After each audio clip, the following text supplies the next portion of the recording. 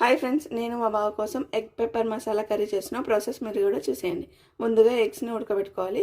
Next stove మీద కడాయి పెట్టుకొని జీలకర్ర, మిరియాలు, సోంపు, దాల్చిన చెక్క, యాలకులు, లవంగాలు, ఎండుమిర్చి వేసుకొని దూరగా ఫ్రై చేసుకోవాలి. ఇప్పుడు మిక్సీలో వేసుకొని మెత్తటి పౌడర్లా పట్టుకోవాలి. ఇప్పుడు ఉడకబెట్టిన ఎగ్స్ని పొట్టు తీసుకొని ఘాట్లు పెట్టుకొని ఆయిల్లో బ్రౌన్ కలర్ వచ్చేదాకా ఫ్రై చేసుకోవాలి.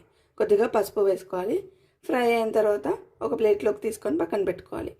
అదే ఆయిల్లో 2 పెద్ద సైజు ఆనియన్స్ మిక్సీ పట్టుకొని వేసుకోవాలి. 2 ఎండుమిర్చి, అల్లం, పసుపు వేసుకొని అల్లం పచ్చివాసన పోయేదాకా ఫ్రై చేసుకోవాలి. ఇప్పుడు 2 మీడియం సైజ్ టమాటోని మిక్సీ పట్టుకొని వేసుకొని టమాటో ఉడికేదాకా కుక్ చేసుకోవాలి. తర్వాత 2 టేబుల్ స్పూన్ కారం, 1/2 టీ స్పూన్ ఉప్పు, మనం ముందుగా పట్టుకున్న పెప్పర్ మసాలాని 1 టేబుల్ స్పూన్ వేసుకొని కలుపుకోవాలి. ఇప్పుడు 1 కప్పు వాటర్ వేసుకొని కొద్దిగా కరివేపాకు వేసుకొని మూత పెట్టుకొని ఒక 10 మినిట్స్ కుక్ చేసుకోవాలి.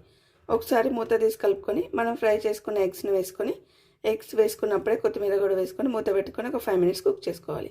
అంతే, ఎమ్మి egg pepper masala curry ready.